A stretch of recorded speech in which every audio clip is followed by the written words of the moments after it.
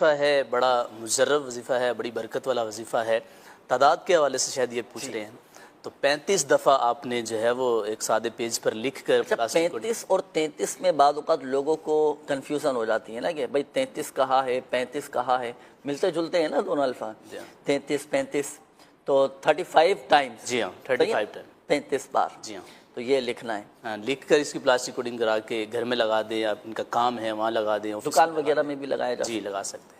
صحیح، ماشاءاللہ۔ آپ استخارے فرما لیجیے۔ کچھ روحانی علاج کے حوالے سے کچھ کالز بھی تھیں، آئیے ناظرین میں آپ کو ایک عرض کرتا ہوں۔ روحانی علاج ہمارے ایک اسلامی بھائی تھے، آپ نے کہا تھا کہ میرے کچھ کام ہیں اس میں رکاوٹیں آ جاتی ہیں، جس کام میں ہاتھ ڈالتا ہوں وہ کام الٹا ہو جاتا ہے۔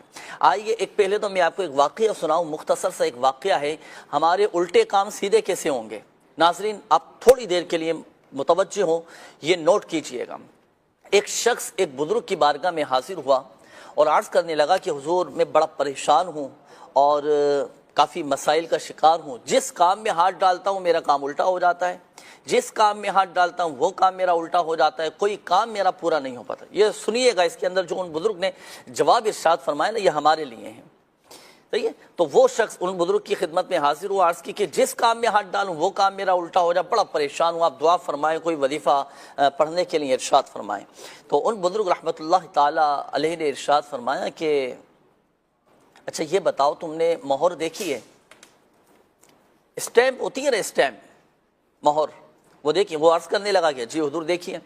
فرمایا کہ اس پر لکھائی کیسی ہوتی ہے؟ وہ عرض کرنے لگا کہ حضور اس پر لکھائی تو الٹی ہوتی ہے۔ تو فرمایا ان بزرگ رحمۃ اللہ تعالی علیہ نے اچھا یہ بتاؤ کہ اب وہ لکھائی سیدھی کیسی ہوتی ہے؟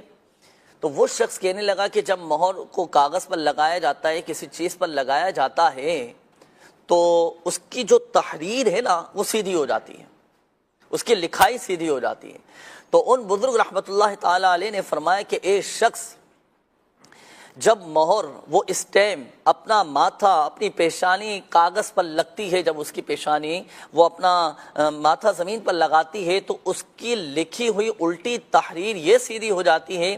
تو ایک شخص تو بھی کھڑا ہو، وضو بنا، مسجد میں جا، اپنی پیشانی سجدے میں رکھ، سجدہ ریز ہو کر اللہ پاک کی بارگاہ میں دعا کر، اور تیرے بھی الٹے کام جو ہے نا یہ سیدھے ہوتے چلے جائیں گے، سنورتے چلے جائیں گے، بنتے چلے جائیں گے۔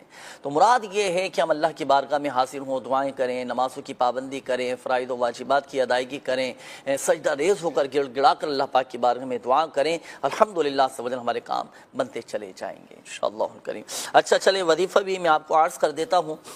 اگر کسی کے کاموں میں رکاوٹیں آتی ہوں، کام الٹے ہو رہے ہوں، روزانہ 100 مرتبہ یا مؤخر یہ پڑھ لیا کریں، تمام جائز کام پورے ہو جائیں گے۔